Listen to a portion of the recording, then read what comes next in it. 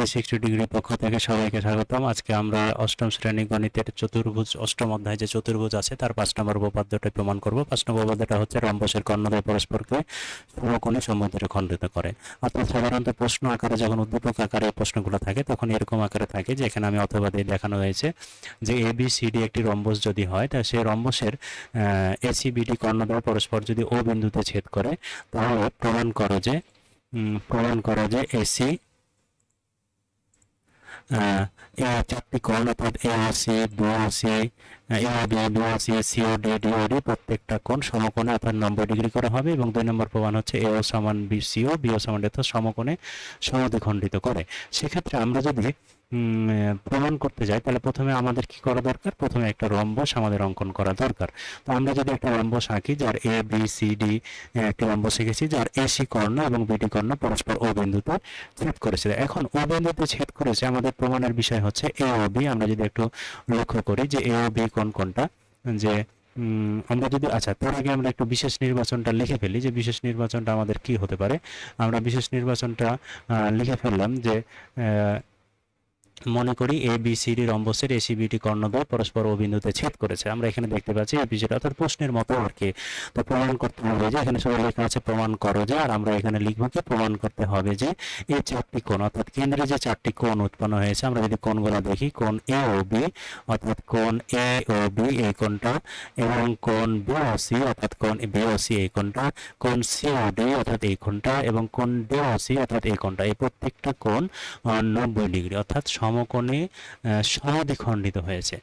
এখন যে বিষয়টা হচ্ছে 2 নম্বর যে প্রমাণটা, সেই 2 নম্বর প্রমাণটা হচ্ছে যে AO সমান CO অর্থাৎ কর্ণগুলো সমদ্বিখণ্ডিত হচ্ছে, BO সমান DO। তো আমরা এর আগে বলেছি যে রম্বস যেহেতু সামান্তরিকের শর্তের মধ্যে পড়ে অর্থাৎ রম্বস একটি সামান্তরিক, তাহলে 2 নম্বর প্রমাণটা আমরা খুব সহজেই করে ফেলতে পারি যে যেহেতু রম্বস একটি সামান্তরিক অতএব AO সমান CO, BO সমান DO। কেননা আমরা 3-4 নম্বর উপপাদ্যে আমরা এই জিনিসগুলা প্রমাণ করেছি এবং সাধারণত বইয়ে এই জিনিসটা এভাবেই লেখা থাকে। এখন যে বিষয়টা হচ্ছে যে আমরা সব সময় কি এই কাজটাই করব? না, আমরা সব সময় এই কাজটা করব না।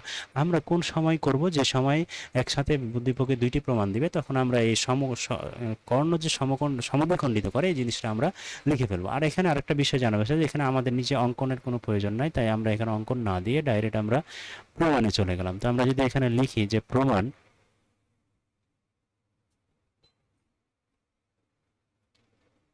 আমরা প্রমাণে যদি আমরা করতে চাই তাহলে আমরা এর আগে যে বিষয়গুলো উপপাদ্যগুলো বাকি 4টা উপপাদ্য যেভাবে প্রয়োগ করেছি আমরা সেই টার্গেট আগে ফিল আপ করবো। যে আমরা প্রথমে কোন প্রমাণটা করব বলেছি যে 2 নম্বর প্রমাণটা আমরা আগে করব। কিভাবে করব? যে রম্বস সামান্তরিকের শর্তের মধ্যে পড়ে, তাহলে আমরা খুব সহজেই এই প্রমাণটা লিখে ফেলতে পারি যে রম্বস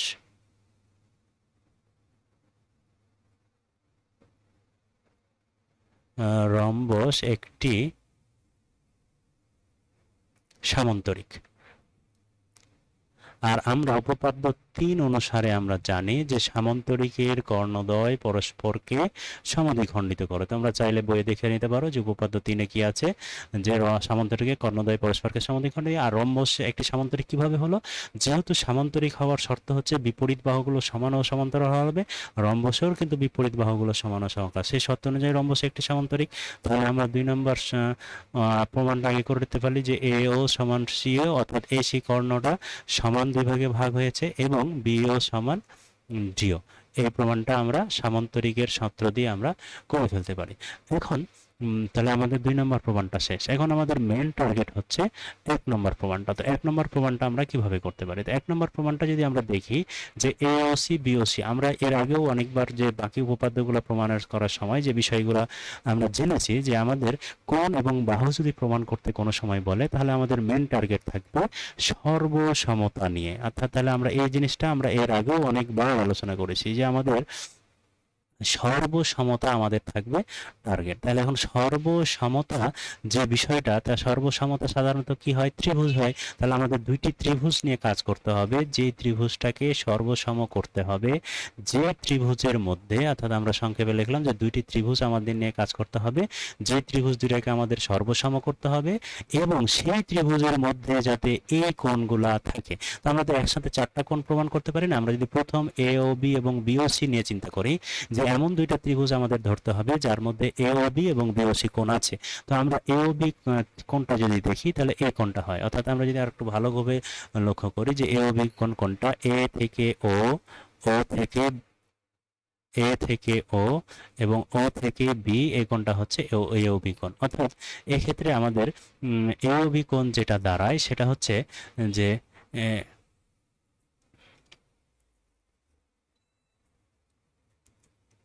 আচ্ছা, তো এওবি কোণ যেটা দাঁড়ায় সেটা হচ্ছে এই কোণটা। ঠিক একই রকম ভাবে যদি আমরা বিওসি কোণ দেখি, বি থেকে ও, ও থেকে সি, এই কোণটা, তাহলে এই দুই কোণে নিয়ে আমাদের দুইটা ত্রিভুজ। তো আমরা যদি এই কোণ নিয়ে ত্রিভুজ এওবি একটা ত্রিভুজ আমরা করতে পারি, যে এওবি একটা ত্রিভুজ, আমরা এই ত্রিভুজটা নিয়ে কাজ করতে পারি।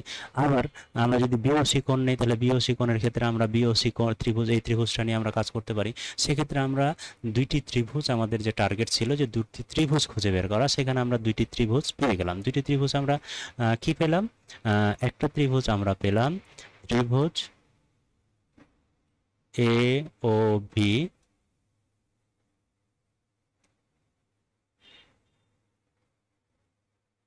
আর একটা ত্রিভুজ আমরা পেলাম বিওসি। তাহলে আমাদের প্রথম যে টার্গেটটা ছিল সর্বসমতার কাছে যাওয়া। সর্বসমতার জন্য আমাদের দুইটি ত্রিভুজ ছিল, এমন দুইটি ত্রিভুজ যেটা প্রমাণে যে কোণগুলো আছে, অর্থাৎ এওবি কোণ, বিওসি কোণ, এই কোণগুলো যাতে ওই ত্রিভুজের মধ্যে থাকে। তো আমরা এই ত্রিভুজের মধ্যে ওই কোণগুলো পেয়েছি। দুইটা কোণ ত্রিভুজ পেয়েছি আমরা, এওবি এবং বিওসি। তাহলে আমাদের প্রথম ধাপ শেষ, যে আমরা দুইটা ত্রিভুজ বাছাই করে ফেলেছি। এখন আমাদের কাজ হচ্ছে এই যে দুই ত্রিভুজ এওবি এবং বিওসি, এই দুই ত্রিভুজটাকে সর্বসম করা। তো আমরা এর আগের ভিডিওগুলোতেও, অর্থাৎ 1 থেকে 4-এর যে উপপাদ্যগুলো আমরা পড়েছি, সেই উপপাদ্যগুলোতেও আমরা কিন্তু এই ত্রিভুজের সর্বসমতা নিয়ে কাজ করেছি। তাহলে আমরা যদি এখানে একটু লিখে রাখি যে ত্রিভুজ এ ও বি ও ত্রিভুজ বিওসি, এই দুই ত্রিভুজকে আমাদের সর্বসম করতে হবে। তো আমরা সর্বসমর শর্ত যদি দেখি, আমরা যদি এর আগেও এগুলো নিয়ে আলোচনা করা হয়েছে যে সর্বসমর শর্ত হলো তিনটি। যে 1 নম্বর শর্তটি হচ্ছে, আমরা সংক্ষেপে লিখি, 1 নম্বর শর্তটি হচ্ছে তিনটি বাহু, অর্থাৎ ত্রিভুজ এওবি এবং ত্রিভুজ বিওসি এর তিনটি বাহু পরস্পর সমান হতে হবে। 2 নম্বর শর্ত হচ্ছে দুইটি বাহু ও একটি কোণ।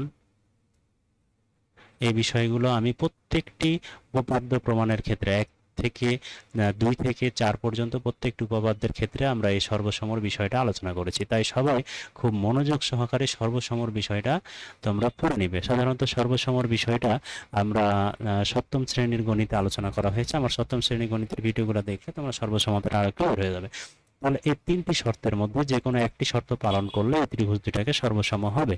তো আমরা প্রথমে কি করব, যে প্রথমে 1 নম্বর শর্তটার মধ্যে কি আছে, 3 বাহু, অর্থাৎ এ ও বি ত্রিভুজের 3 বাহু এবং বিওসি ত্রিভুজের 3 বাহু কারো সমান হয় কিনা একটু আমরা দেখব।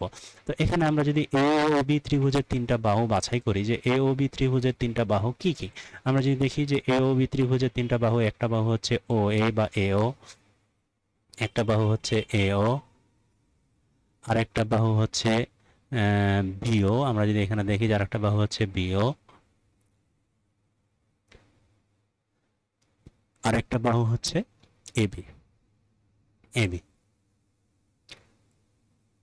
আচ্ছা, এবার আমরা যদি বিওসি ত্রিভুজের 3টা বাহু লক্ষ্য করি, তাহলে বিওসি ত্রিভুজের 3টা বাহু আমরা যদি পাই, তাহলে সেক্ষেত্রে আমরা দেখি যে বিওসি ত্রিভুজের 3টা বাহু হচ্ছে, একটা বাহু হচ্ছে সিও, এখানে যদি আমরা দেখি সিও,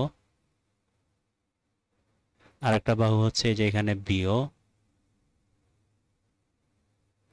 আর একটা বাহু হচ্ছে বিসি। আচ্ছা, তো আমরা এই 3টা বাহু একটু লক্ষ্য করে দেখি যে এ ও বাহুটা আমরা কিন্তু এখানে পেয়েছি, যে 2 নম্বর প্রমাণটা যে আমরা আগে করে ফেলেছি, যে এ ও সমান সিও। তাহলে এখানে আমরা দেখতে পাচ্ছি যে এই এ ও বাহুটা এই সিও বাহুর সমান। আবার আরেকটা জিনিস আমরা পেয়েছি, বিও সমান ডিও। তাহলে এখানে আমরা বলতে পারি যে বিও সমান, সরি, এখানে এখানে ডিও লেখা হয়েছে, এখানে এখানে মূলত হইব, ও সরি, আরেকটা বিষয়, এখানে একটা জিনিস আমরা কিন্তু দেখতে পাচ্ছি, বিও এবং বিও কিন্তু মিলে গেছে, বিও বাহু কিন্তু, এবং এটা বিওর সাথে মিলে গেছে, অর্থাৎ বিও ডিও প্রয়োজন নেই, আমাদের বিও সমান বিও মিলে গেছে।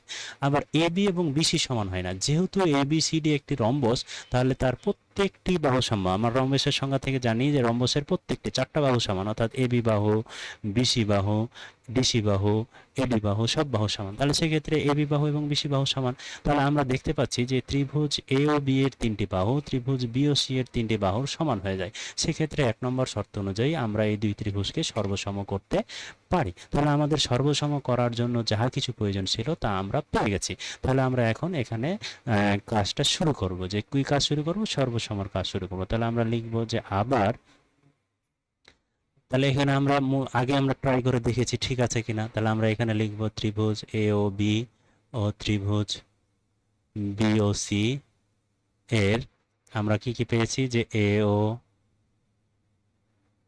সমান সিও, এটা আমরা যেখানে প্রমাণ পেয়েছি এও সমান সিও।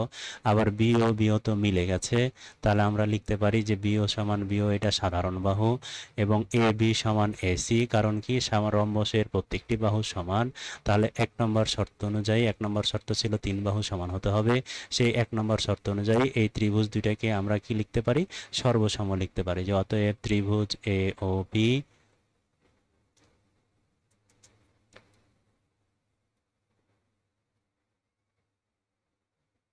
সর্বসম ত্রিভুজ বিওসি।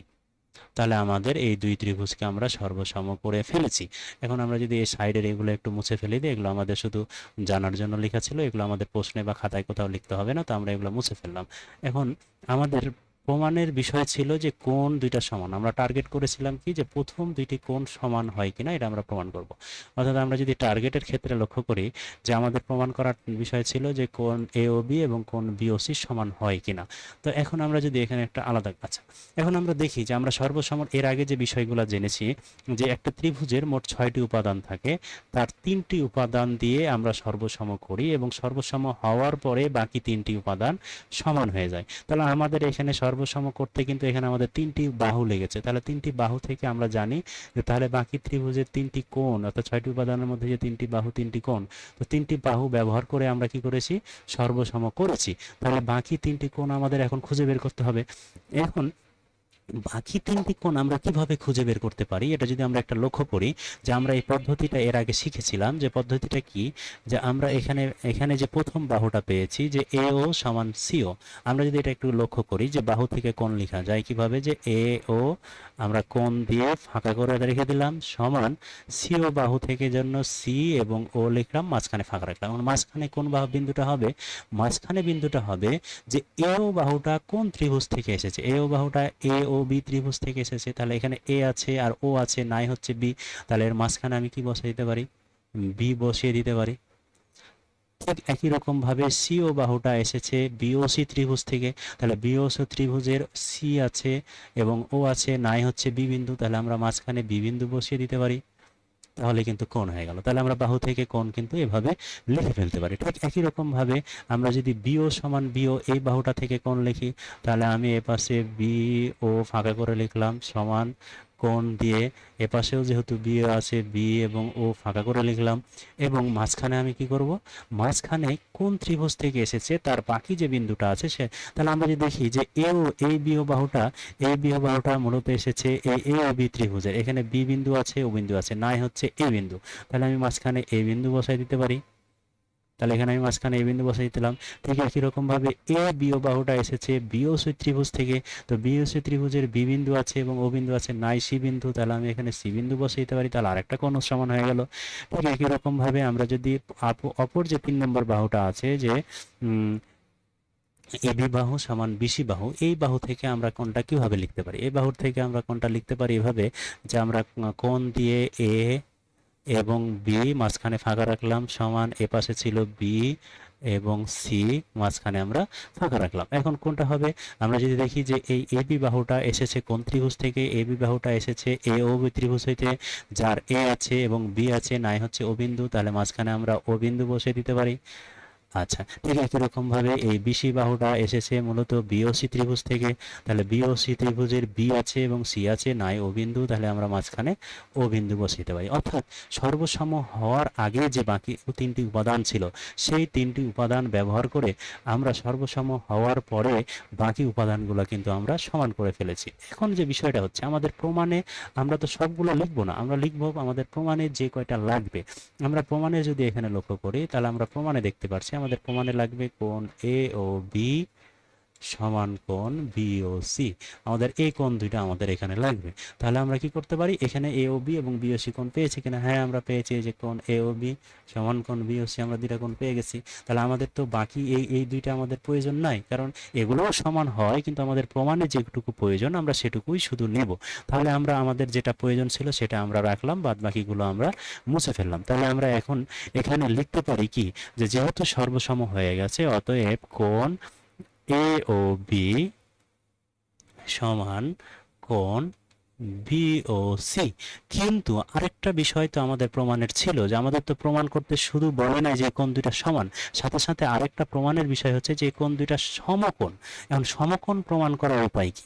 এখন যদি আমরা একটু লক্ষ্য করি যে এ ও বি এবং বিওসি কোণ কোনটা, আমরা যদি একটু এখানে লক্ষ্য করি যে এ ও বি এবং বিওসি কোণ কোনটা, তাহলে আমরা দেখতে পাবো যে কোণ এ ও বি হচ্ছে এই কোণটা। আমরা যদি চিত্রে দেখি এই কোণটা, এবং কোণ বিওসি যদি আমরা লক্ষ্য করি তাহলে বিওসি কোণ হচ্ছে এই কোণটা।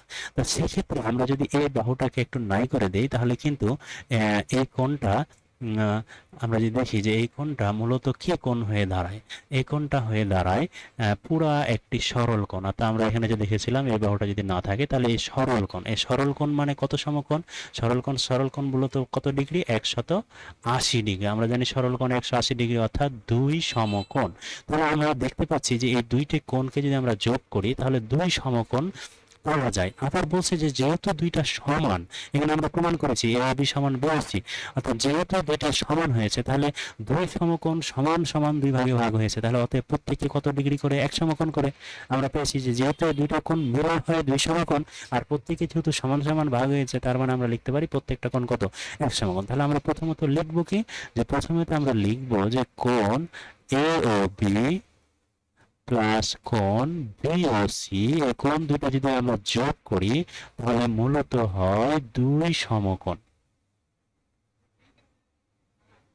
এখন যে বিষয়টা আমরা পেলাম যে দুইটা কোণ যোগ করে দুই সমকোণ, আবার যেহেতু এরা সমান তাহলে আমরা বলতে পারি যে যেহেতু দুইটি কোণই সমান তাহলে প্রত্যেকে কত ডিগ্রি করে? এক সমকোণ করে। তাহলে আমরা লিখতে পারি যে কোণ দুইটি কত করে? এক সমকোণ করে। তাহলে আমরা এখানে এখন লিখে ফেলি যে অতএব কোণ এ ও বি সমান কোণ বিওসি সমান প্রত্যেকে এক সমকোণ করে। তাহলে আমরা এখানে লিখে ফেলি যে এক সমকোণ।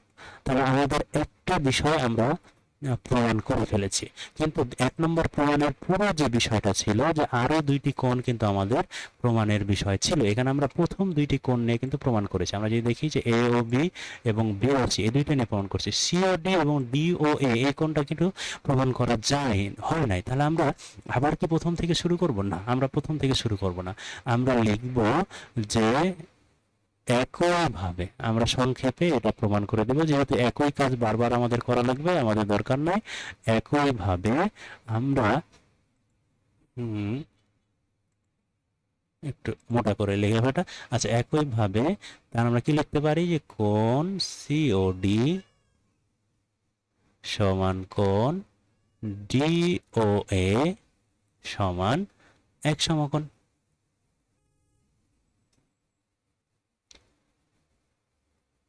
তাহলে আমরা দুইটাই প্রমাণ করে ফেলেছি। এখন আমরা যদি সবগুলা, তাহলে এ ও বি এবং বিওসি সবগুলা যদি এক সমকোণ করা হয় তাহলে আমাদের মেন যে প্রমাণের লাইনটা, সেই লাইনটা আমরা এখন লিখে ফেলতে পারি যে কোণ এ ও বি সমান কোণ বিওসি সমান কোণ সিওডি। আছে, এখানে একটু ভুল লেখা হয়েছিল, এটা হবে সিওডি সমান কোণ ডিওএ সমান এক সমকোণ। তাহলে আমরা এখানে লিখতে পারি এক সমকোণ।